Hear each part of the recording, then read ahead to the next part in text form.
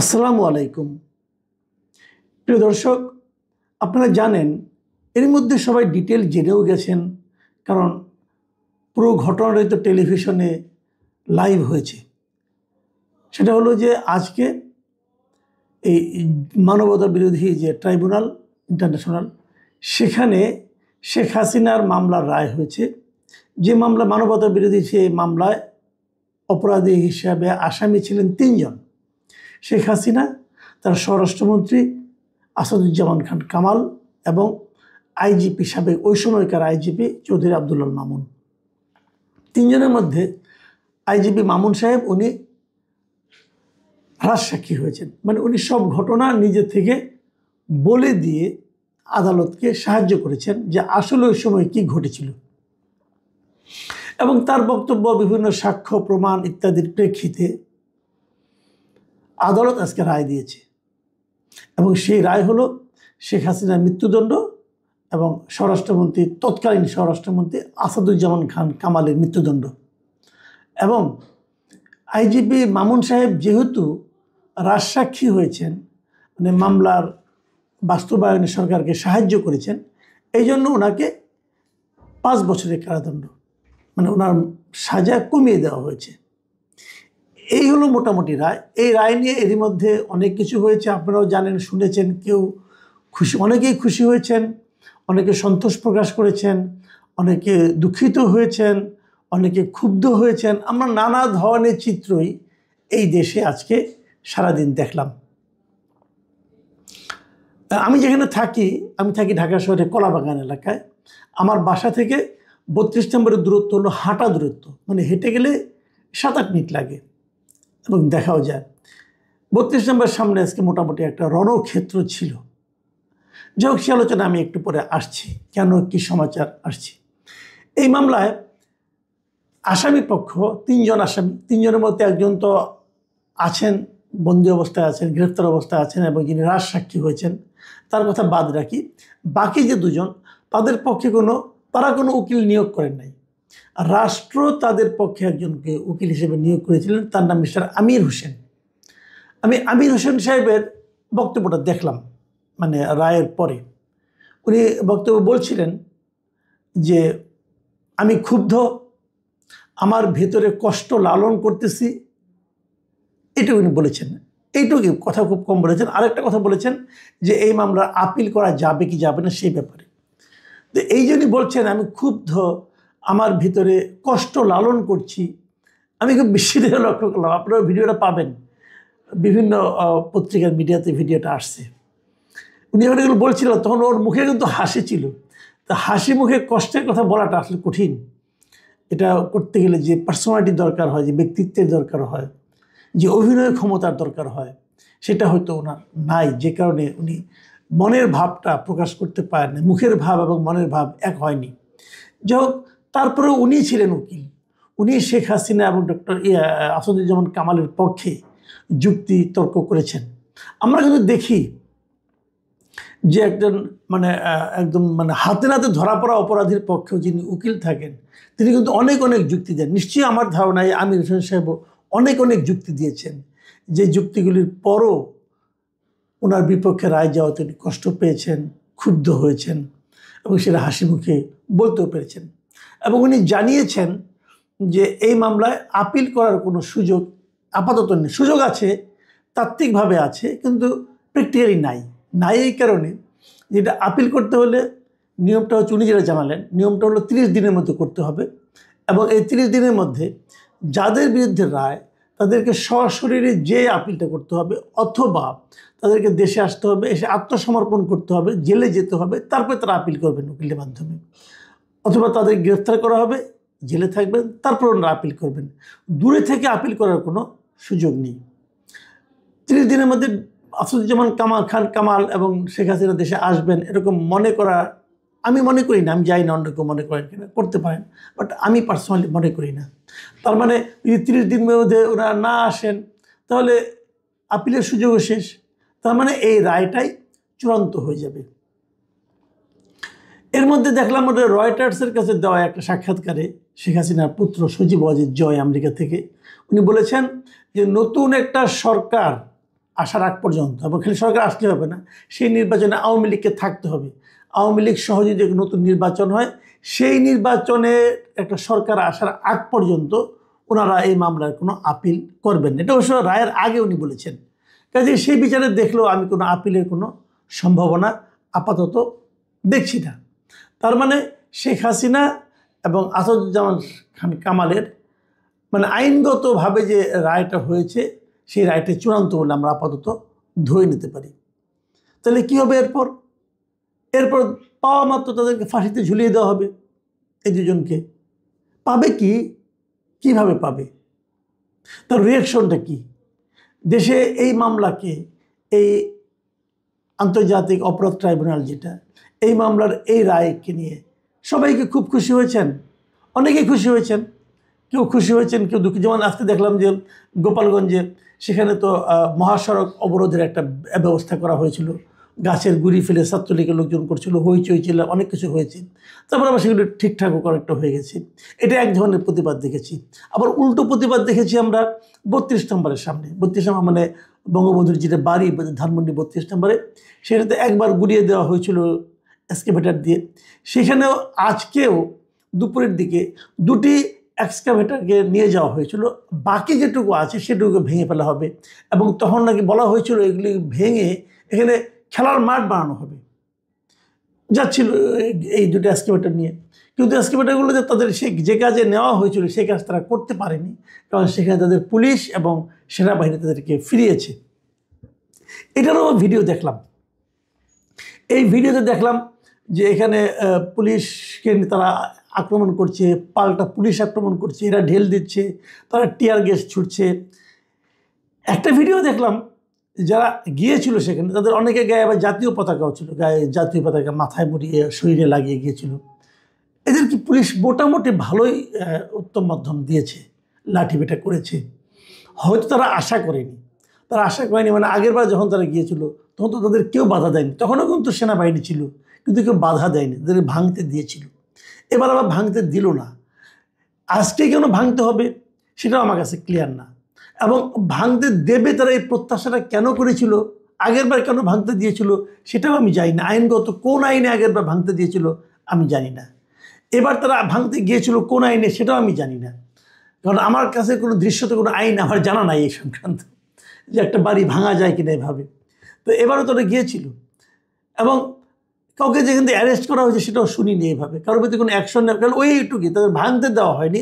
যারা জোর করে ভাঙতে গিয়েছিল তাদেরকে মারা হয়েছে, প্রহার করা হয়েছে, লাঠিপেটা করা হয়েছে, এগুলো করা হয়েছে।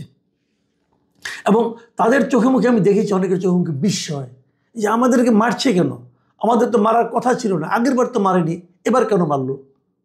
আগেরবার যদি ফেরানো হতো তাহলে নিশ্চিত এবার যেত না, এবার এই মারটা খেত না তারা।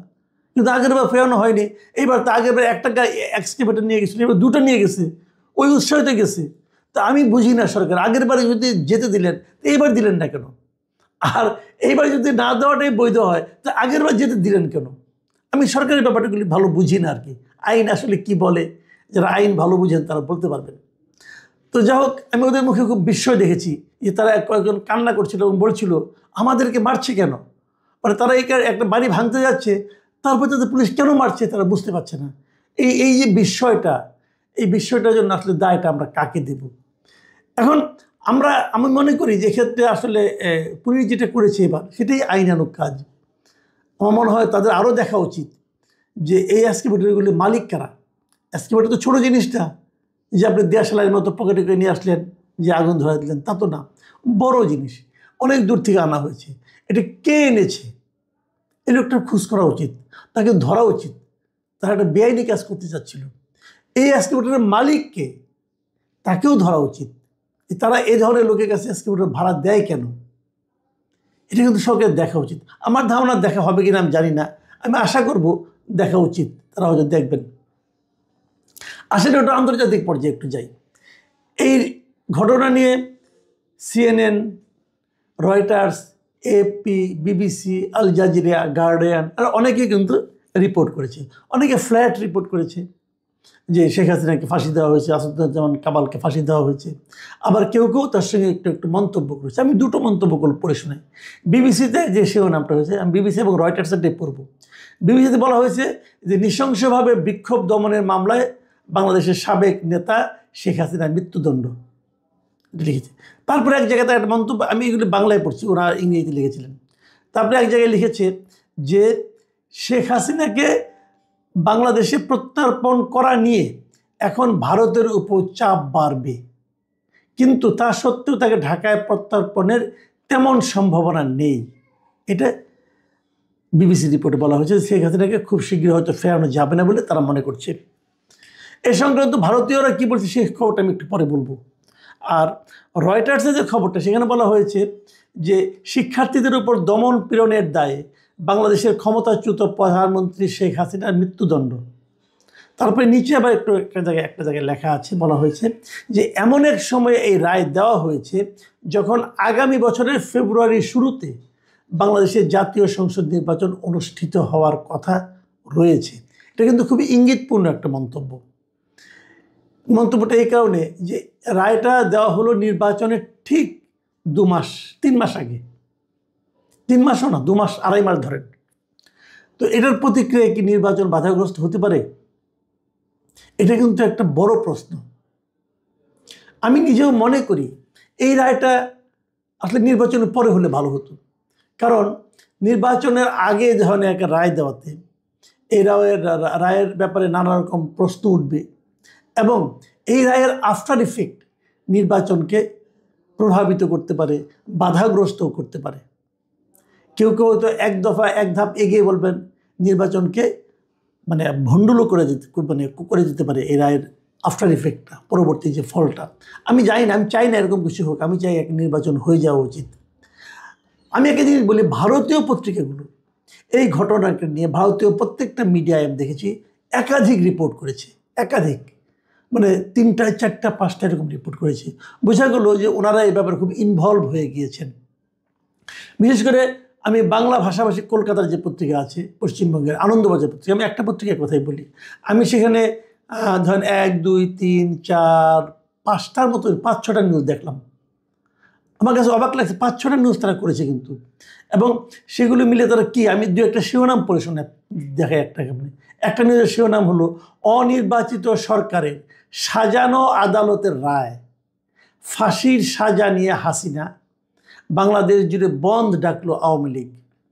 আমি এই নিউজটাকে আমার যেন কেন মনে হলো যে এটা কি আওয়ামী লীগের পত্রিকা কিনা। হ্যাঁ, এই যে অনির্বাচিত সরকারের সাজানো আদালত, জানি না তারা কেন করলো এই নিউজটা। তারা এভাবেই ভাবে, হতে পারে তারা এই আদালতকে যদি সাজানো বলে, নিশ্চয়ই তাদের কিছু কারণ আছে। এখন এটা দেখা দেখি অন্য কোনো দেশ এরকম ভাবে কি না সেটাও আমি জানি না। যদি অন্য কোনো দেশ ভাবে তাহলে সেটা তো এই সরকারের জন্য খুবই একটা, আমি মনে করি নেতিবাচক একটা প্রতিক্রিয়া হবে। সরকার কীভাবে এটা বলবে আমি জানি না, ভাববে কীভাবে এটা মোকাবেলা করবে সেটাও আমি বলতে পারবো না। আরেকটা নিউজ হয়েছে যে বাংলাদেশে বঙ্গবন্ধু ধানমন্ডির ভাঙা বাড়ি ফের ভাঙতে জড়ো হলো শয়ে শয়ে বিক্ষোভকারী, লাঠিচার্জ সেনার। আরেকটা শিরোনাম এরকম, হাসিনাকে ফেরত চায় ঢাকা, ইউনূসের আহ্বানে কি সাড়া দেবে নয়াদিল্লি, বিবৃতি জারি মোদী সরকারের বিদেশ মন্ত্রকের। মানে বাংলাদেশ চেয়েছে অফিসিয়ালি এই রায়ের পরপরই আমাদের যে পররাষ্ট্র মন্ত্রণালয় তারা চেয়েছে এবং ভারত তার একটা জবাব দিয়েছে। সেই জবাবের মধ্যে ফেরত দেওয়া না দেওয়া নিয়ে তেমন কোনো কথাই নেই, ওটা পুরো কূটনৈতিক ভাষায় অন্যদিকে চলে গেছে। এখন প্রশ্ন হলো যে আসলে এই যে একটা রায় হলো, মৃত্যুদণ্ডের রায়, এই রায় কি খুব শীঘ্রই বাস্তবায়িত করা সম্ভব হবে? বাংলাদেশ সরকার কি বাস্তবায়ন করতে পারবে? 3 জনের মধ্যে একজন তো আপনার 5 বছরের সাজা পেয়েছে, উনি জেলে আছেন। বাকি যে 2 জন তারা তো ভারতে আছেন, তাদের কি ভারত ফেরত পাঠাবে? যদি না পাঠায় তাহলে বাস্তবায়নটা আপনি কীভাবে করবেন? এর মধ্যে তো 3 মাস পরে সরকার পরিবর্তনের কথা। যদি সরকার পরিবর্তিত হয় সেক্ষেত্রেও কি আওয়ামী লীগের প্রতি বিএনপির এই মনোভাব থাকবে? অথবা যদি আওয়ামী লীগের মধ্যে ফেরার চেষ্টা করবেই তো বটে। আওয়ামী লীগ একটা বড় দল, আপনি মানেন আর না মানেন, পছন্দ করেন আর না করেন, আওয়ামী লীগ একটা বড় দল, অনেক বড় দল। এদেশে আওয়ামী লীগের অনেক সমর্থক আছে, অনেক কর্মী এখনও আছে। গেছে আর কয়জন? ভারতে গেছে, ভারতে যা গেছে, দেশের বাইরে যারা পালিয়ে গেছে তাদের সংখ্যা বড় জোর কয়েক হাজার হবে, লাখও তো হবে না। আর আওয়ামী লীগের সমর্থক তো কোটি কোটি ছাড়িয়ে আরও বেশি। তো তারা এই দেশে কী করবে? তারা কি শেখ হাসিনার জন্য জীবন দেবে, নাকি তারা শেখ হাসিনাকে বাদ দিয়ে রাজনীতি করবে? এই সমস্ত প্রশ্ন কিন্তু আগামীতে খুব বড়োভাবে উঠবে। এবং যদি তারা যেভাবেই হোক, শেখ হাসিনাকে নিয়ে হোক, শেখ হাসিনাকে সারা হোক, যদি তারা আসে, চেষ্টা করে, তারা কি এই রায়টাকে কীভাবে নিয়েছে এটাও কিন্তু সরকারের ভাবতে হবে। আপনি যদি বলবেন কে কি ভাবলো আমার কিছু যায় আসে না, আমার কাজ আমি করে দিয়েছি, না, এটা হয় না। একটা জনগণ ঘনিষ্ঠ সরকারের এইভাবে ভাবার কোনো উচিত না। তাকে সবাইকে নিয়েই ভাবতে হবে, কারণ দেশটাকে তো সবাইকে নিয়ে। আপনি এমন একটা দেশ চালাচ্ছেন, এমন একটা দেশে আমরা বসবাস করি, আমরা চাই না এই দেশের কিছু লোক আমাদের এখানে অস্থিরতা তৈরি করুক। সেই অস্থিরতা যদি আপনি থামাতে পারেন তাহলে ওয়েল অ্যান্ড গুড, খুব ভালো। আর যদি থামাতে না পারেন তাহলে তো আমাদের আতঙ্কিত হওয়ার প্রচুর কারণ আছে। আমি এখন ওই কথাটা বলে আলোচনাটা শেষ করব। সেটা হলো, ভারতের পক্ষে কি আমাদের এখানে তাকে ফেরত পাঠানো বাধ্যবাধকতা আছে? হয়তো আছে, যে আমাদের সঙ্গে তাদের একটা প্রত্যার্পণ, বন্দি প্রত্যার্পণ চুক্তি আছে। কিন্তু এই প্রসঙ্গে আনন্দবাজার যে রিপোর্টটা করেছে, যে সেই রিপোর্টে শিরোনাম এমন, ফাঁসির সাজাপ্রাপ্ত হাসিনাকে কি বাংলাদেশের হাতে তুলে দিতেই হবে ভারতকে? কি বলছে আইন, কি কি রয়েছে দুদেশের চুক্তিতে, অনেক কথা বলেছে। আমি অত দূর যাব না। আমি এখানে দুজন ব্যক্তির মন্তব্য তারা কোট করেছে, সেটা আমি পড়ে শোনাবো। যাদবপুর বিশ্ববিদ্যালয়ের আন্তর্জাতিক সম্পর্ক বিভাগের অধ্যাপক অনিন্দ্যজ্যোতি মজুমদার বলেন, ভারত হাসিনাকে ফেরাতে বাধ্য নয়, কারণ বাংলাদেশের সঙ্গে ভারতের প্রত্যার্পণ সংক্রান্ত চুক্তি থাকলেও সেখানে এমন কিছু শর্ত রয়েছে যার জন্য নয়াদিল্লি সেটা মানতে বাধ্য নয়, এটা বলেছে। আরেকজন রবীন্দ্রভারতী বিশ্ববিদ্যালয়ের রাষ্ট্রবিজ্ঞানের অধ্যাপক সব্যসাচী বসু রায়চৌধুরী, তিনি বলেছেন, ভারত এবং বাংলাদেশের মধ্যে বন্দি প্রত্যার্পণ নিয়ে চুক্তি রয়েছে, কিন্তু সোমবারের রায়ের পর বাংলাদেশে হাসিনার প্রাণ সংশয়ের সম্ভাবনা রয়েছে। তাই ওই চুক্তিতে থাকা নিয়ম অনুসারেই ভারত হাসিনাকে বাংলাদেশে প্রত্যার্পণ করতে বাধ্য নয়। এই যে তাদের মূল্যায়নটা, এটা কিন্তু ভারতের বিশেষজ্ঞতারা, এবং হাসিনাকে ফেরত পাঠাবে কি পাঠাবে না এটা ভারতের ইচ্ছার উপর নির্ভর করবে। কাজেই আমার কেন যেন মনে হচ্ছে ভারত হাসিনাকে ফেরত খুব সহজে হয়তো পাঠাবে না, যদি অন্য কোনো আন্ডারস্ট্যান্ডিং না হয়। সেই আন্ডারস্ট্যান্ডিং করা এই সরকারের পক্ষে সম্ভব কিনা সেটা আমি জানি না। তাহলে অবস্থাটা কী দেওয়া হলো? হাসিনাকে আপনি মৃত্যুদণ্ড দিলেন, হাসিনা এবং কামাল সাহেব ইন্ডিয়ায় থাকলেন, তারা সেখান থেকে কি করবেন আমি জানি না, কি বলবেন তাও জানি না। এগুলো নিয়েও তো নানা ধরনের আলোচনা চলবে। দেশের মধ্যে আওয়ামী লীগের বিশাল একটা লোক থেকে যাবে, আবার আওয়ামী বিরোধী লোক থেকে যাবে, আবার যারা মারা গিয়েছেন এই যে আপনার এই জুলাই আন্দোলনে তাদের মনে তো একটা ক্ষোভ আছে। এবং শেখ হাসিনা তো গত 17 বছর এদেশে ভালো শাসন করেননি, এটা তো আমরাও দেখেছি। উনি তো নানাভাবে গণতন্ত্রকে হত্যা করার চেষ্টা করেছেন, উনি মানুষের ভোটাধিকার কেড়ে নিয়েছিলেন। সেই হিসেবে ওনার প্রতি মানুষের অনেক ক্ষোভ আছে কিন্তু।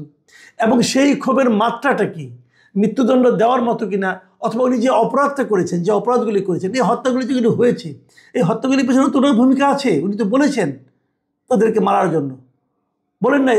উনি বলছেন আমি বিদ্রোহ দমনের জন্য বলছি, কিন্তু বিদ্রোহ দমন তো হত্যা করার মাধ্যমে।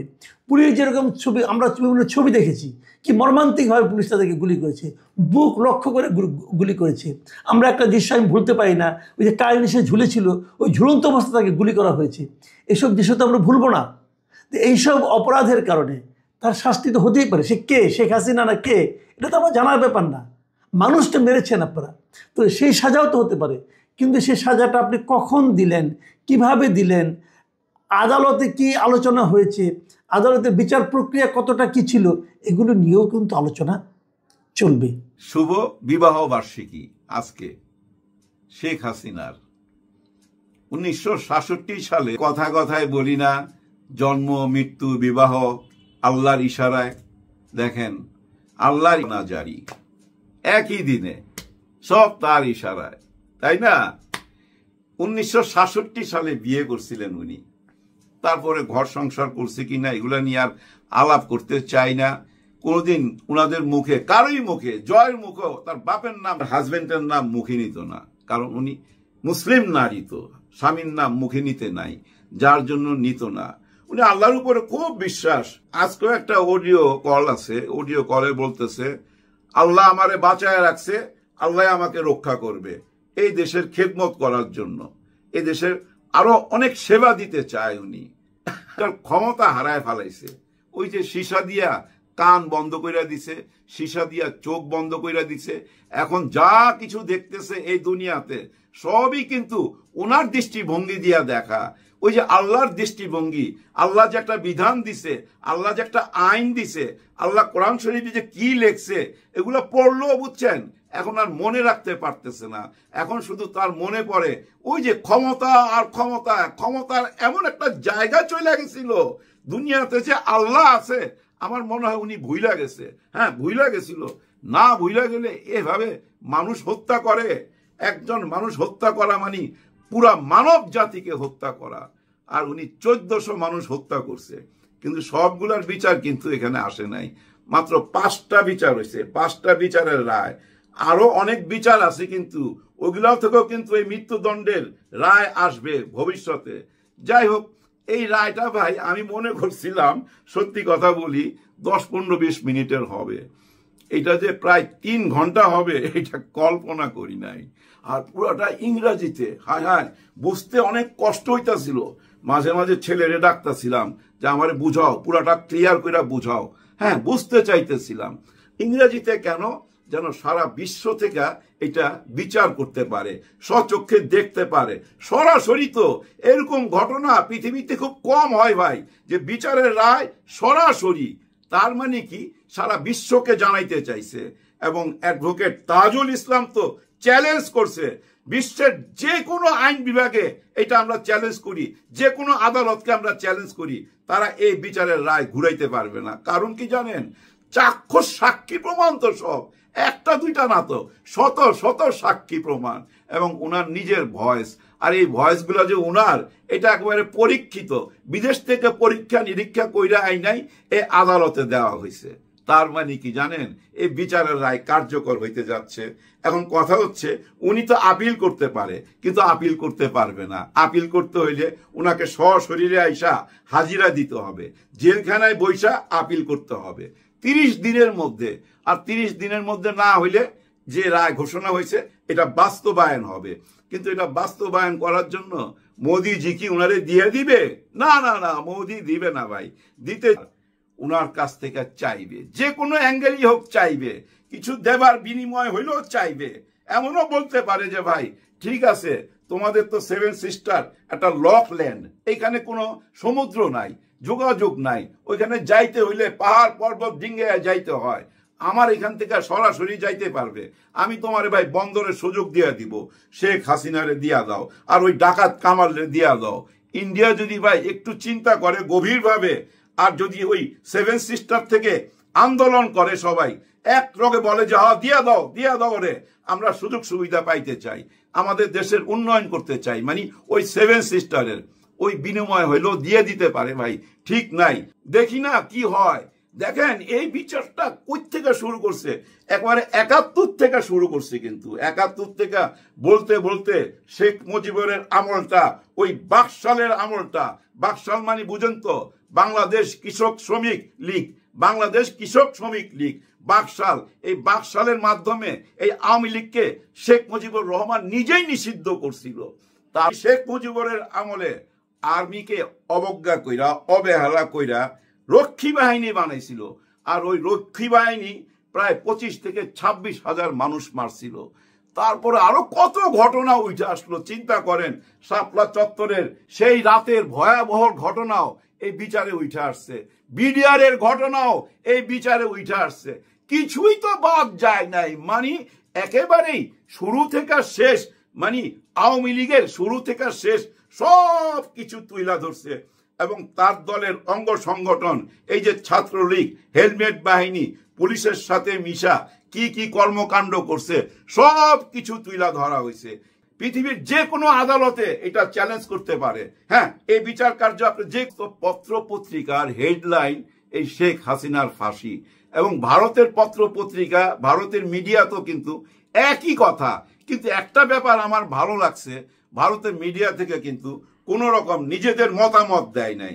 আমাদের বিচার কার্য, মানে আন্তর্জাতিক বিচার কার্য যেভাবে চলতেছিল ঠিক সেইটুকুই তুলে ধরছে, নিজেদের কোনো মতামত দেয় নাই। আসামি শেখ হাসিনা আর ওই যে ডাকাত কামাল, দেখছেন কিভাবে দিন চেঞ্জ হয়ে যায়, সবকিছু বদলে যায়।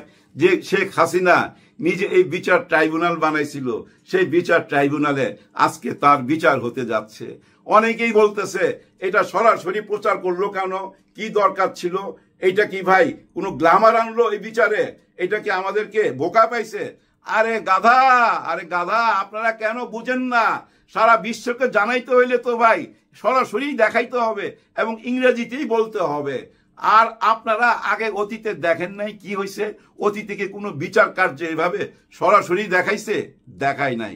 কিন্তু কি দেখাইতো মনে আছে ভাই ব্রাদার আপনাদের? জল্লাদ দড়ির মধ্যে কলা দিয়া তেল দিয়া দড়ি পেঁচাইতেছে, এই ধরনের নিউজ এই মিডিয়াতে আসতো এবং সমস্ত মিডিয়ার চ্যানেল যায়া ওই জেলখানার সামনে দাঁড়ায় থাকতো। ওইখানে আমরা দেখতাম একটা অ্যাম্বুলেন্স আইতাছে, ওয়াও ওয়াও ওয়াও আওয়াজ কইরা আমরা তাকায় রইছি। তারপরে খাট যাইতেছে এবং খাট বাইর করতেছে, লাশ নিয়ে যাইতেছে। মানে বিচারের রায় হবার পর, মৃত্যুদণ্ড দেবার পর ওইগুলা তুইলা ধরতো মানুষের কাছে এই মিডিয়া। কার ইশারায় কেন ধরতো বুঝছেন তো? মানে ভয় ঢুকাই দিত মানুষের ভিতরে। হ্যাঁ, কেউ যেন তাদের রাজত্বের মধ্যে হাত না বাড়ায়, এই ভয় ঢুকাই দিত। কিন্তু বিচার কার্য কোনোদিন সরাসরি দেখায় নাই। শেখ হাসিনা নিজের তৈরি কোর্টের ভিতরে ওই বিচার ট্রাইব্যুনালে কিভাবে বিচার হয়েছে আমরা জানি না, কিন্তু রায়ের পর কিভাবে লাশ বাইর হইতেছে, কিভাবে দড়িতে কলা মাখতেছে, তেল মাখতেছে এবং জল্লাদ এক জেলখানা থেকে আরেক জেলখানায় যাইতেছে। সমস্ত পত্রিকার হেডলাইন, হায় রে আলোচনা, প্রত্যেকটা মৃত্যু নিয়েই এরকম মজা করছে তারা। প্রত্যেকটা বিচার কার্য শেষের দিকে আইসা এই মিডিয়া ঝাঁপায় পড়তো, আমাদের কাছে এগুলা তুইলা ধরতো, আমাদের মনের মধ্যে ভয় ঢুকাই দিত। এই ভয় নিয়ে আমাদেরকে মুক্তি দিল এই দেশের আম জনতা, সাধারণ মানুষ এবং ছাত্ররা। এই ছাত্ররা এবং সাধারণ মানুষই আমাদেরকে মুক্তি এনে দিছে। আর আইসা হাল ধরলো ডক্টর মোহাম্মদ ইউনূস স্যার। তারপরই আমরা লাইয়া গেলাম উনার পিছনে। হায় রে হায়, যেভাবে বাঁশ দিলাম আইকাবার সারা দিন রাত 24 ঘন্টা, গত 15 মাস কিছু ভাড়াটিয়া বুদ্ধিজীবী বাঁশ দিয়েই যাচ্ছে আর উনি বাঁশ নিয়েই যাচ্ছে, কিন্তু ওনার মধ্যে কোনো রিয়াকশন নাই। এখন বুঝা নেন উনি কি মানুষ, কেমন মানুষ। চুপচাপ কাজ কইরা গেছে, অনেক বড় একটা কাজ সাইরা ফেলাইছে ভাই। এই বিচার কার্য 15 মাসে শেষ করা অনেক বড় দায়িত্ব ছিল। 8 থেকে 10,000 পাতা এই লেখনী, এই বিচার কার্য। আগে তো বিচার রায় হইতো, বিদেশ থেকে লেখা দিত, এখানে এসে রায় দিয়ে দিত। আর নাহলে শাহবাগ থেকে রায় চাইতো, ওই রায় কার্যকর করা হইতো। মনে নাই? মনে থাকা উচিত। আয় হায়, এখন আমার মুপির খুব বড় নেতা ছিল, ওনাকেও কিন্তু রাজাকার বানায়া ফাঁসি দেওয়া হয়েছে। কিন্তু উনি ফাঁসির আগে একটু রাখতে হবে, এটা যেন চালু থাকে। এটা চালু থাকলে একদিন তারও ফাঁসি হবে, শেখ হাসিনারও এখানে বিচার হবে, তারও ফাঁসি হবে। এই কথা উনি ওই টাইমে বইলা গেছে। কিভাবে যে অ্যাডভান্স বইলা গেল ভাই, এক আল্লাহ জানে। আসলে উনি ছিল বিজ্ঞ রাজনীতিবিদ, উনি চিনা ফেলাইছিল শেখ হাসিনারে, আর উনি কাউকে পরোয়া করতো না। মজার একটা কথা বইলা ভিডিওটা শেষ করে দেবো। একবার এয়ারপোর্টে ওনারা আটকাইছে এই শেখ হাসিনার আমলে, 8টা স্মাগলিং করছে সোনা। হ্যাঁ, তারপরে উনি সাংবাদিকদের বলছিল, আমি জানি না শেখ হাসিনা কেন আমার সোনা নিয়ে এত টানাটানি করে, আর কি কারো সোনা খুঁজা পায় না। মানে উনি গোল্ডের কথা বলছে, ওই গোল্ড, কারণ ওনাকে গোল্ড স্মাগলার বলছে, আর ওইটা ওনাকে সোনা দিয়া বুঝাই দিছে। এইভাবে প্রতিবাদ করত, আর ওই প্রতিবাদী কণ্ঠটাকে ফাঁসি দিয়া ঝুলাই দেওয়া, এই দেশের রাজত্ব করার জন্য ভয় ঢুকাই দিয়া। কারণ তার ভয় ছিল ভাই, এই জামাত ইসলামকে তার ভয় ছিল, এই ছাত্র শিবিরকে তার ভয় ছিল, যার জন্য আমরা গত 15 বছর শুনে আসলাম ছাত্র শিবির শুধু কাটে, কি জানি কাটে, রক কাটে। এখন কি সেটা প্রমাণ হয়েছে গত 15 মাস। লেখাপড়া কইরা উন্নতি করা যায়, শুধু ওই একই বয়ান। আর লেখাপড়া করার জন্য যা যা লাগে এই আধুনিক যুগে তাই অ্যারেঞ্জমেন্ট করতেছে। চীন থেকে 1800 কোটি টাকার অনুদান আনছে, এখানে হোস্টেল বানাবে, ক্লাসরুম বানাবে, গবেষণা করার জন্য রুম বানাবে। মানে শুধু মারাত্মক সচেতন তো সাদেক কাইয়ুম হুঁশিয়ার কইরা দিছে, হুঁশিয়ার কইরা গোলামের কোন দলের যদি দাবিদারি করে তাদের প্রতি আঙুল তুইলা হুঁশিয়ার কইরা দিছে, সাবধান কইরা দিছে। হ্যাঁ, সাবধান কইরা বইলা দিছে, ওরা তো ভারতে পালাইবার সুযোগ পাইছে, আপনারা সেই সুযোগ পাবেন না। হেলায় ফেলায় কথাগুলা নিয়েন না। কারণ বাংলাদেশে যত অভ্যুত্থান হয়েছে, যত বিপ্লব হয়েছে, এই বিশ্ববিদ্যালয় থেকেই প্রথম শুরু হয়। তারপরে এই দেশের মজলুম জনে ছাত্র শিবির আছে, জামাত ইসলাম আছে, আমি তো মনে করি বিএনপিও আছে। হ্যাঁ, বিশ্বাস রাখবেন উনার পিছনে ভাই এই ছাত্র জনতা সবাই উনার পিছনে আছে। এই দেশটাকে গড়ার জন্য ভাই ওনাকে খুবই দরকার ছিল, কিন্তু আমরা ওনাকে আর সময় দিতে চাই না। আমরা একটা নির্বাচন করতে চাই, নির্বাচিত সরকার আইসা আমরা এই দেশটার উন্নতি করতে চাই, গণতন্ত্রের মুক্তি চাই। হ্যাঁ, উনি গণতন্ত্রের মুক্তি দিয়া দিবে, ফেব্রুয়ারি মাসে গণতন্ত্রের মুক্তি দিয়া দিবে, কিন্তু জনগণ সেই মুক্তি বাইছা নিবে।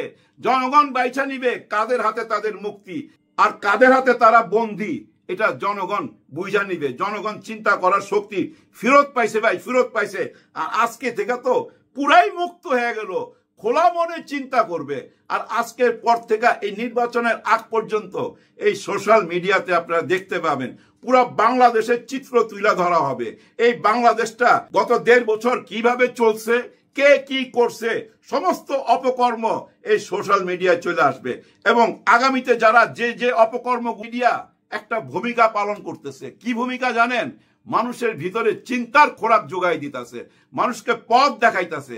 আর সেই পথটা নতুন বাংলাদেশের, সত্যি নতুন বাংলাদেশের ভালোবাসা, ভালোবাসা দিবার ছাড়া আর কিছুই দিবার নাই।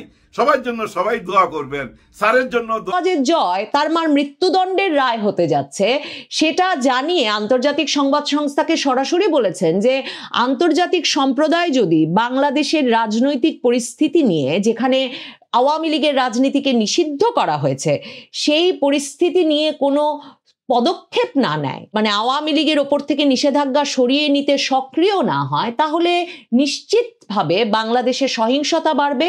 এবং তিনি কনফ্রন্টেশন বলেছেন, তিনি বলেছেন কনফ্রন্টেশন অনিবার্য, মানে সংঘাত অনিবার্য হয়ে বিরুদ্ধে 5 অভিযোগে, এই 3 আসামির বিরুদ্ধেই 5 অভিযোগে আন্তর্জাতিক অপরাধ ট্রাইব্যুনালে মামলা পরিচালিত হচ্ছিল।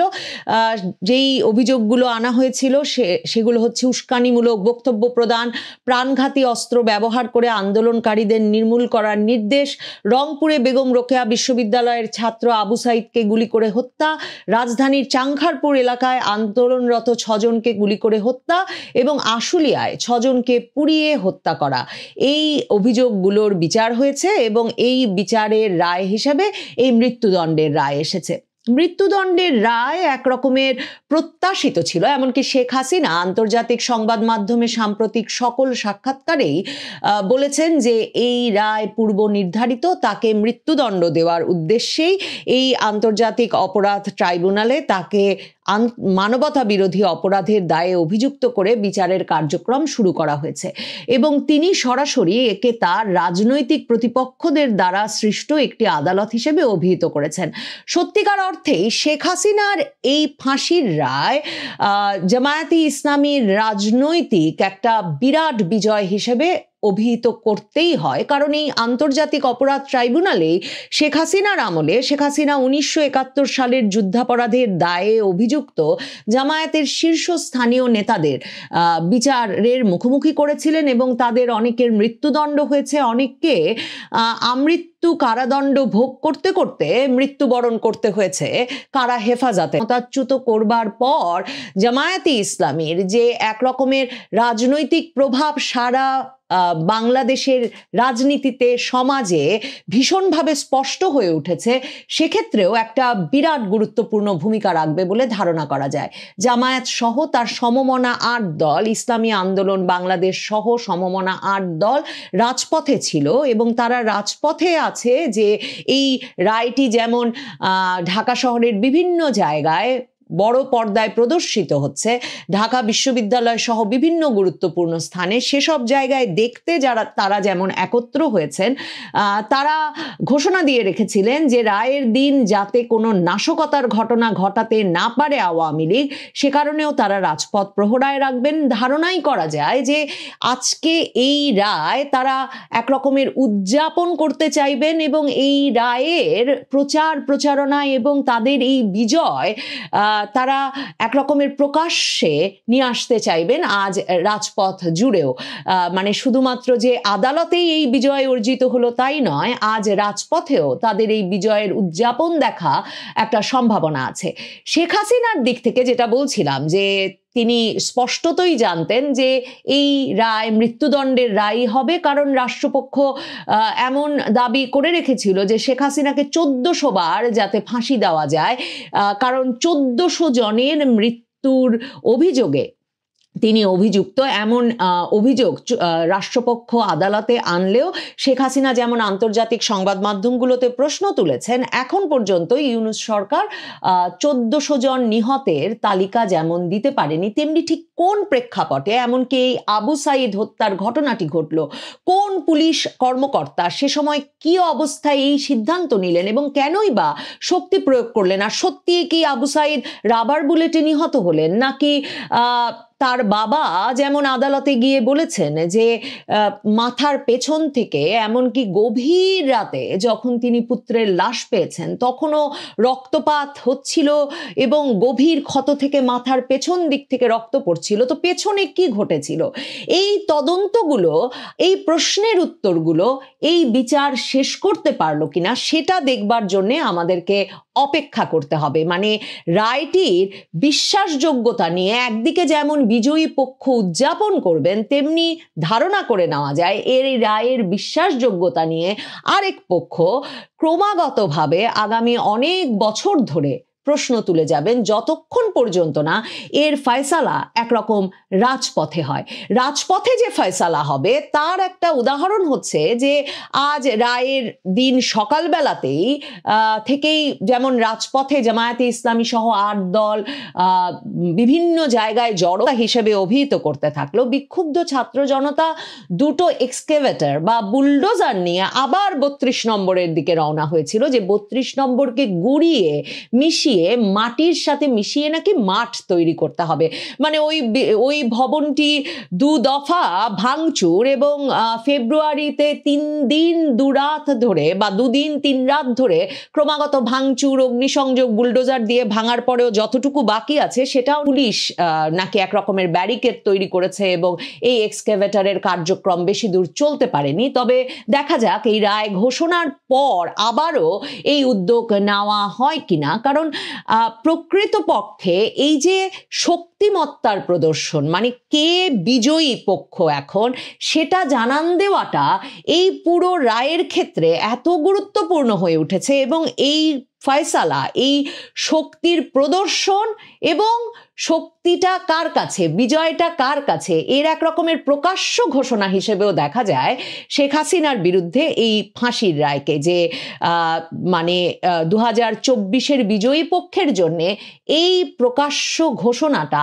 আদালতে এবং রাজপথে শক্তি প্রদর্শনের আরেক দফা উদ্যোগের মাধ্যমে সেটা প্রতিষ্ঠা করা অত্যন্ত জরুরি। শেখ হাসিনা পুত্র সজীব ওয়াজেদ জয় ওয়াশিংটন থেকে রয়টার্সকে, আন্তর্জাতিক সংবাদ সংস্থা রয়টার্সকে, তারা বলছে একটা এক্সক্লুসিভ সাক্ষাৎকার দিয়েছেন, রায়েরকে ফাঁসির রায় দেওয়া হবে এবং তারা এই রায়ের বিরুদ্ধে কোনো আপিলও করবেন না যতক্ষণ পর্যন্ত না বাংলাদেশে একটা নির্বাচিত সরকার আসবে, যেই নির্বাচনে এমন আওয়ামী লীগকেও অন্তর্ভুক্ত করা হবে। এই কথাটা স্পষ্ট করে তিনি বলেছেন। তার মানে আওয়ামী লীগের অন্তর্ভুক্তির মাধ্যমে একটা নির্বাচনের পর যে নির্বাচিত সরকার আসবে, সেই নির্বাচিত সরকারের আমলেই কেবল তারা আবার আদালতে গিয়ে এই রায়ের বিরুদ্ধে আপিল করার কথা বা বিচার প্রক্রিয়ায় নিজেদের সংযুক্ত করার কথা ভাবছেন। এছাড়া সজীব ওয়াজেদ জয় পরিষ্কার করেই বলেছেন যে এখন আর সরকার তার মাকে কি করতে পারবে, কারণ তার মা ভারতে অত্যন্ত নিরাপদ আছেন। তিনি বলেছেন যে ভারত সরকার তার মাকে একজন সরকার প্রধানের মর্যাদায় এবং নিরাপত্তায় রেখেছেন, কাজেই তার মা সেফ আছেন, সিকিউর আছেন, তার মা নিরাপদ আছেন।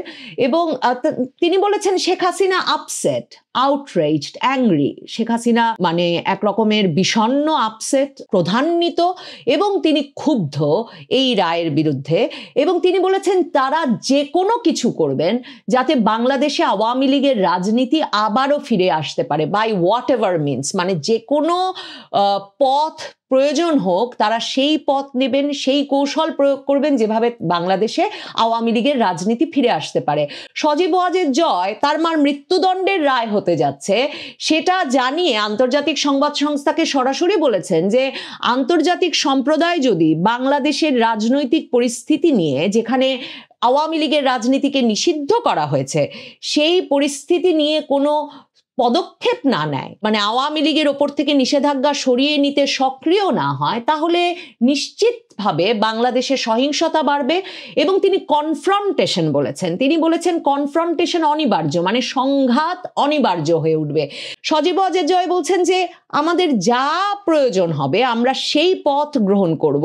এবং সজীব ওয়াজেদ জয় বলেছেন যে তার এবং তার মায়ের নিয়মিত আওয়ামী লীগের কর্মীদের সঙ্গে যোগাযোগ হয় এবং মানে তিনি বলছেন যে আপনারা দেখছেন যে বাংলাদেশ জুড়ে লকডাউন, শাটডাউন কর্মসূচি কিভাবে পালিত হচ্ছে, এবং তিনি বলছেন যে protest will only get bigger, মানে বিক্ষোভ এবং আন্দোলন শুধুই আরো বড় হবে এখন থেকে। এবং সারা বাংলাদেশে যেভাবে বিক্ষোভ ছড়িয়ে পড়েছে সে কথা উল্লেখ করে তিনি বলেন যে আরো স্ট্রঙ্গার অ্যান্ড স্ট্রঙ্গার, আরো শক্তিশালী হতে থাকবে। এবং আবারও তিনি বলেন we will do what ever it tax, আমরা যা প্রয়োজন তাই করে। যেসব আন্তর্জাতিক সংবাদ মাধ্যমই খবর করেছে তারা প্রত্যেকেই সেটা উল্লেখ করেছে। এছাড়াও শেখ হাসিনার ফাঁসির রায়, এছাড়াও শেখ হাসিনার রায় নিয়ে যত সংবাদ মাধ্যম খবর প্রকাশ করেছে তারাও বিশেষভাবে উল্লেখ করেছে যে সারা দেশ জুড়ে একদিকে যেমন ককটেল বিস্ফোরণের ঘটনা ঘটছে, ক্রুড বোমা, দেশি বোমার বিস্ফোরণের ঘটনা ঘটছে, বিভিন্ন জায়গায় যানবাহনে আগুন লাগানোর ঘটনা ঘটছে, এবং সরকার সর্বোচ্চ নিরাপত্তা ব্যবস্থা নেওয়ার পরেও প্রধান উপদেষ্টা অবশেষে তাইজুল কোর্টের সাজানো রায়টা পাঠ করা হলো, বিচারপতিদের দিয়ে পাঠ করানো হলো। এই রায়টা কি হবে এটা আমরা আগের থেকেই জানতাম। তারপরেও আজকে সকালে একজন আমাকে ফেসবুকে বললেন যে ভাই, প্রথমে এই শেখ হাসিনাকে যাবজ্জীবন দেওয়া হবে এবং এই যাবজ্জীবন কারাদণ্ডের প্রতিবাদে জামাত, শিবির এরা শাহবাগে একটা আন্দোলন গড়ে তুলবে এবং তখন পরবর্তীতে এটা কনভার্ট করা হবে মৃত্যুদণ্ডে। আমি বলেছিলাম যে ভাই, এত নাটক করার সময় তো তাদের হাতে নাই। এই যে নাটক, মানে কোথায় কার বিদায় ঘন্টা বাজছে, কার কাউন্টডাউন শুরু হয়ে গেছে, এটা আমরা যতটুকু জানি বা না জানি, এটা ডক্টর ইউনূস খুব ভালো করেই জানে। তাইজুল ছাত্র জীবনে যারে বলা হতো যে উঠতে ভুল বসতে ভুল শিবিরের তাইজুল, সেই তাইজুল আজকে এই আইসিটিতে যেটা কাজটা করলো এটার কনসিকুয়েন্স আপনারা খুব তাড়াতাড়ি পাবেন। আজকে সেটা নিয়ে বিস্তারিত কথা বলবো না। শুরুতে হলো একটা মামলা, একটা অবৈধ কোর্ট। এই কোর্টটা করা হয়েছিল 1971 সালে যুদ্ধ অপরাধ, মানবতা বিরোধী অপরাধ, এইসব যে মুক্তিযুদ্ধে এইসব অপরাধ সংগঠিত হয়েছিল তার বিচারের জন্য। সেটাকে একটা অবৈধ অধ্যাদেশের মাধ্যমে এই জুলাই আগস্টের যে জঙ্গি অভ্যুত্থান, সেখানকার বিভিন্ন কাল্পনিক বানোয়াট অভিযোগ এনে, মানে পুরো বিষয়টা ইল্লিগাল। আমি ইল্লিগাল বলছি তা না। এই কোর্টে একজন ব্রিটিশ আইনজীবী টবি ক্যাটম্যান, তিনি অ্যাডভাইজার হিসেবে আছেন। টবি ক্যাটম্যান নিজেই বলেছিলেন যে শেখ হাসিনার বিচার আমরা আন্তর্জাতিক অপরাধ আদালতে করি, সেটা নেদারল্যান্ডসের হেইগে। কিন্তু তাইজুল বাহিনী রাজি হয়নি, কারণ হেগে গেলে তো আর এইভাবে মনের মতো ইচ্ছা মতো বিচার ম্যানিপুলেট করা যাবে না। তাইজুল বাহিনী সমস্ত আইনের প্রতি বৃদ্ধাঙ্গুলি দেখিয়ে এই আইসিটিতে অবৈধভাবে এই মামলাটার বিচার করেছে। এই মামলার এতগুলো অসঙ্গতি, প্রথমত তো এই কোর্ট অবৈধ, দে হ্যাভ নো রাইটস। এই অপরাধ যারা যেগুলো দাবি করছে এটা বিচার করার জন্য এই আদালতটা অ্যাপ্রোপ্রিয়েট আদালত না, তারা নর্মাল আদালতে যাইতো। তো এটা প্রথমেই মানে বাতিল হয়ে যায়, তারপরে আসলে আর কোনো আলোচনার দরকার হয় না। তারপরেও কিছু বিষয় আমি একটু আলোচনা করতে চাই। এইখানে এই তাইজুলটা কে? এইখানে যখন ৭১-এর মানবতা বিরোধী অপরাধ, যুদ্ধ অপরাধী এদের বিচার হচ্ছিল, তখন তাইজুল ছিল ওই অপরাধীদের আইনজীবী। সে এখন পোল্টি খেয়া হয়ে গেছে চিফ প্রসিকিউটর, সরকার পক্ষের আইনজীবী। এটা কেমনে হয়? এখানে স্পষ্ট কনফ্লিক্ট অফ ইন্টারেস্ট, এটা সম্ভব না। জাতিসংঘকে আয়না আপনি একটা তদন্ত করাইলেন, তদন্তের রিপোর্ট দিলেন, জাতিসংঘ বলতেছে ১৪০০ মারা গেছে, আপনি বলতেছেন ৮০০ মারা গেছে। সেই সময় পেপার গাইটে দেখা যায় ১৫০-২০০। এই ১৫০-২০০ আবার কারা মারছে? কিছু মারা গেছে পুলিশের গুলিতে বা আইন শৃঙ্খলা রক্ষাকারী বাহিনীর হাতে। কেন আইন শৃঙ্খলা বাহিনী, রক্ষাকারী বাহিনী গুলি করেছিল? বিকজ জাতীয় স্থাপনা, কেপিআই, জাতীয় গুরুত্বপূর্ণ স্থাপনাগুলো ধ্বংস করছিল, তখন পুলিশ বাধ্য হয়ে গুলি করেছে। এবং পুলিশ যে গুলি করেছে এই সবগুলো কিন্তু ডকুমেন্টেড এবং আইন মেনে করা হয়েছে। পুলিশ যে আইন মেনে গুলি করেছে এটা আমি বলছি না, এটা কে বলছে? এটা জাতিসংঘের যে তদন্ত, এই হিউম্যান রাইটস কমিশনের যে তদন্ত রিপোর্ট, সেখানে কিন্তু এই যে অনুচ্ছেদ ৯৮, ৯৯, ১১১, ৩০০, ৩১৪-তে এই ধরনের পুলিশি অ্যাকশনকে বৈধতার কথা বলা হয়েছে। তাহলে এবার বলেন যে এইখানে যতগুলো ডেড বডি পড়েছে সব কি পুলিশের গুলিতে? তাহলে ব্রিগেডিয়ার সাখাওয়াত, তখন তিনি স্বরাষ্ট্র উপদেষ্টা ছিলেন, তিনি যে সিএমএইচে আহত আনসারদের দেখতে গিয়ে বললেন যে 7.62 বোরের যে গুলিটা, সেই গুলি নাকি পুলিশের কাছে, সেই অস্ত্র পুলিশের কাছে থাকে না। তাহলে এই স্পেশাল রাইফেল, এই স্নাইপার রাইফেল কারা ব্যবহার করেছিল?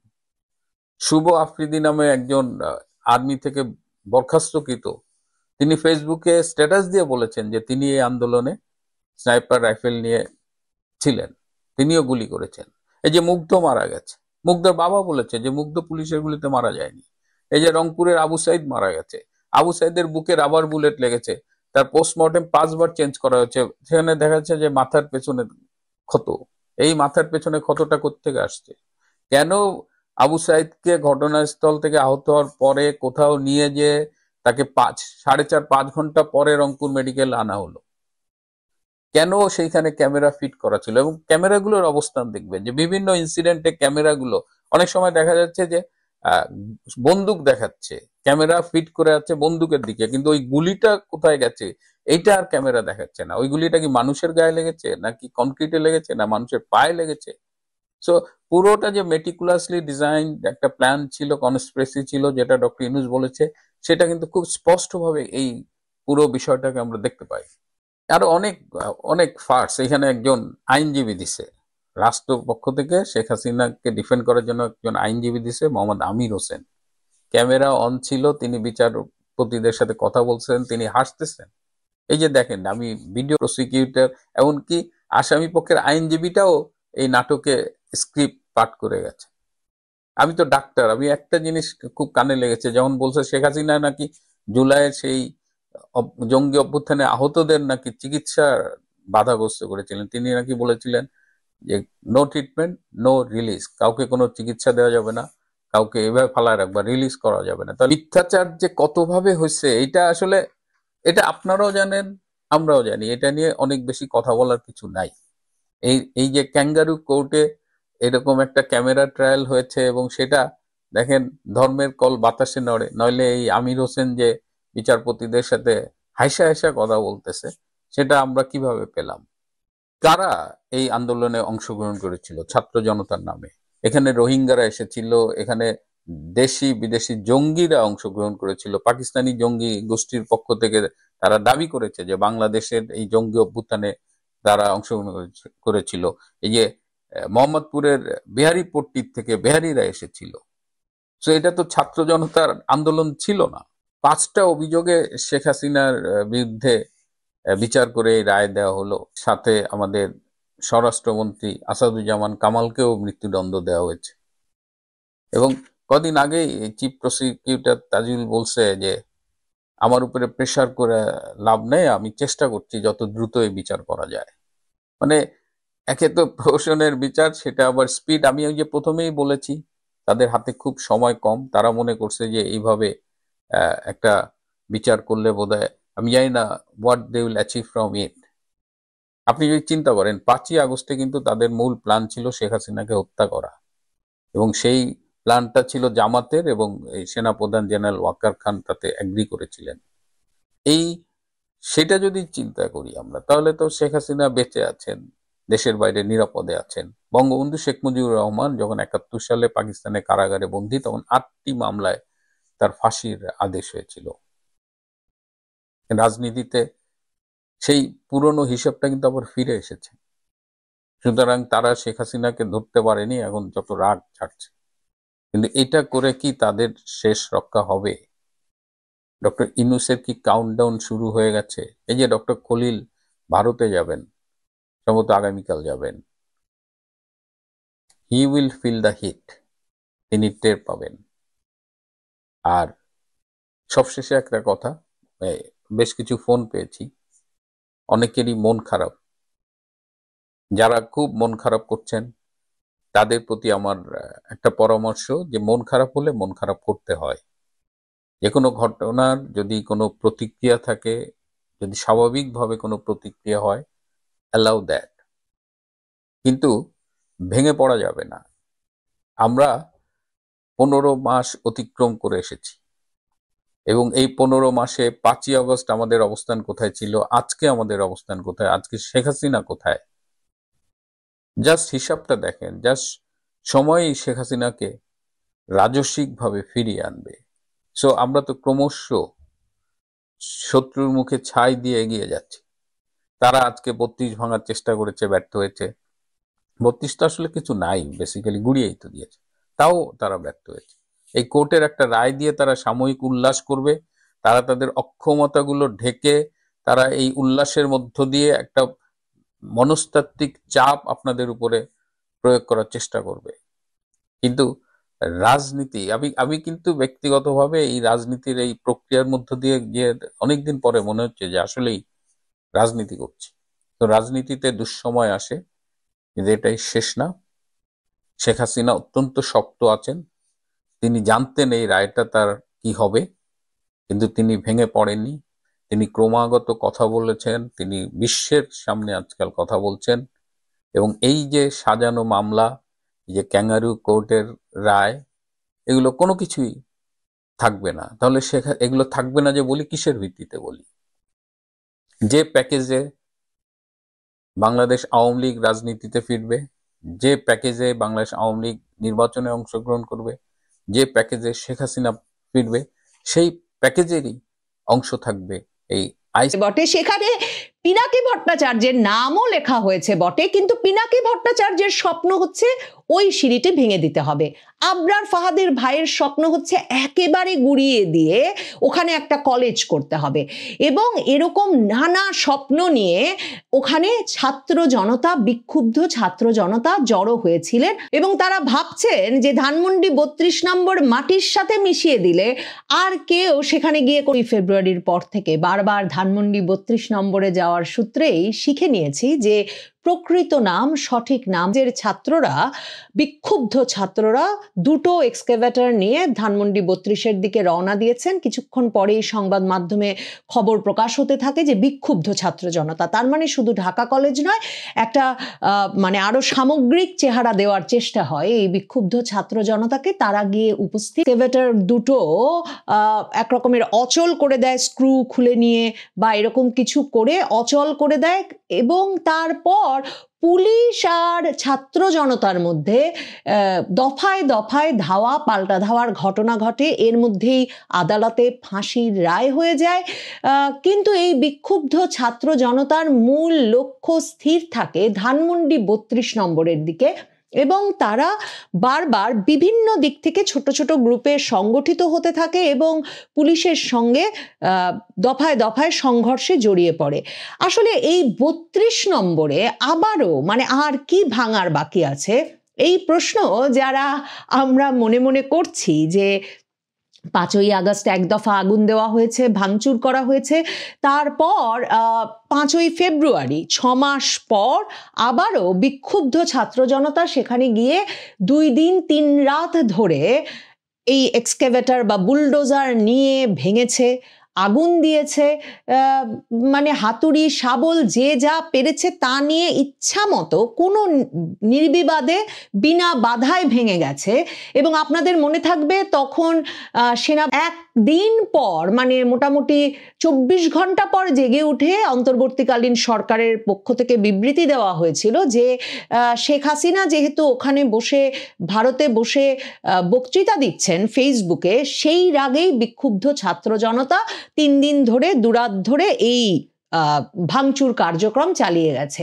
কাজেই ছাত্র জনতা জানে এটা তাদের জন্য একটা যুদ্ধযাত্রার মতো, যে বুলডোজার নিয়ে তারা 32-এর দিকে রওনা হচ্ছেন। এবং এই যুদ্ধ শেষ হচ্ছে না কেন দেখেন, এখানে আমি দুটো ভাবে এই বিষয়টা ব্যাখ্যা করতে পারি। এক হচ্ছে বিজয়ী পক্ষের সবসময় একটা জয় চিহ্ন দেখানোর প্রয়োজন পড়ে। মানে আপনারা দেখবেন যে বিজয়ী পক্ষ পতাকা ওড়ায়, বিজয়ী পক্ষ মানে দল বেঁধে তাদের অস্ত্র উঁচিয়ে ছবি তোলে।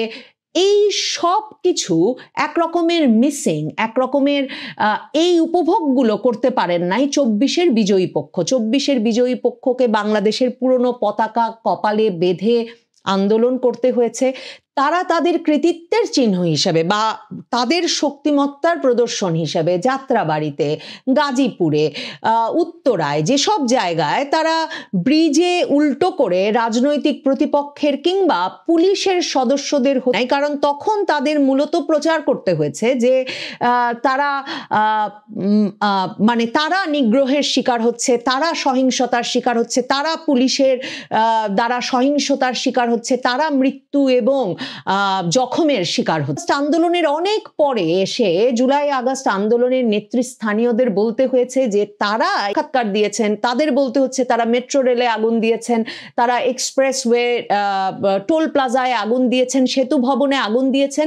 কিন্তু সে সময় যখন তারা ওই অগ্নিকাণ্ডের ঘটনা ঘটাচ্ছেন, যখন তারা রাষ্ট্রের ভিত নাড়িয়ে দিচ্ছেন, এতগুলো রাষ্ট্রীয় সম্পদের ওপর একসাথে হামলা করে এবং মানে অপ্রস্তুত আইন শৃঙ্খলা রক্ষাকারী বাহিনী সরকার বুঝতে পারছে না যে কোনটা সামলাতে গিয়ে কোনটা ঠিক রাখবে, এমন পরিস্থিতিতেও তারা সে সময় ওই সব জায়গায় তাদের বিজয় পতাকা উঠাতে পারেন নাই বা আগুন দিয়ে সেই জায়গায় দাঁড়িয়ে ভি চিহ্ন দেখিয়ে ছবি তুলতে পারেন নাই। কাজেই তাদের পক্ষে তাদের বিজয় চিহ্ন, মানে এই জায়গাগুলো আমি দখল করে নিলাম, এই দেশ এখন আমার দখলে, এই বিষয়টা তাদের পক্ষে একরকমের ঘোষণা করা সম্ভব হয় নাই। এই ঘোষণা তারা আসলে প্রথম দিতে পারলেন যখন 5ই আগস্টের পর তারা গণভবনে ঢুকে গিয়ে পাঙ্গাস মাছ নিয়ে ছবি তুলছেন, ফার্নিচার নিয়ে ছবি, তারা তাদের বিজয় পতাকা ওড়াতে শুরু করলেন। এরপর সারা দেশ জুড়ে বঙ্গবন্ধু সহ মুক্তিযোদ্ধাদের মিউরাল ভাঙা, ভাস্কর্য ভাঙা, এই প্রত্যেকটি ক্ষেত্রে তারা একরকমের তাদের বিজয় চিহ্ন এঁকে দেওয়ার একটা কার্যক্রম সম্পন্ন করলেন বলে তাদের মনে হলো। এরপর 5ই ফেব্রুয়ারি এসে আসলে তারা সারা পৃথিবী জুড়ে আবার শিরোনাম হওয়ার মতো একটা ঘটনা ঘটালেন, যখন তারা 6 মাস পরে এসে আবারও ভাঙা বাড়িতে ঢুকে আগুন দিলেন, ভাঙলেন, বুলডোজার আনলেন। এবং এই ঘটনা সারা পৃথিবীতে খবর হলো যে বুলডোজার দিয়ে 32 নম্বর মিশিয়ে দেওয়ার ঘটনা ঘটছে। কিন্তু এখনো কি বাকি আছে ওই বাড়িটাতে? আপনাদের যাদের মনে সে প্রশ্ন, তাদের জন্য উত্তর দেই। বুয়েটের ছাত্র আবরার ফাহাদ, যিনি ছাত্রলীগের সদস্যদের হাতে খুন হয়েছিলেন এবং তারা সকলে যাবজ্জীবন মৃত্যুদণ্ডের মুখোমুখি হয়েছিল আগের আমলেই, এবং যাদের আইনজীবী হিসেবে আবার জামায়াতে ইসলামীর আইনজীবী ব্যারিস্টার শিশির মনির কাজ করায় অনেকেই প্রশ্ন তুলেছেন যে এরা কি তাহলে ছাত্রলীগ না ছাত্র শিবিরের কর্মী ছিল।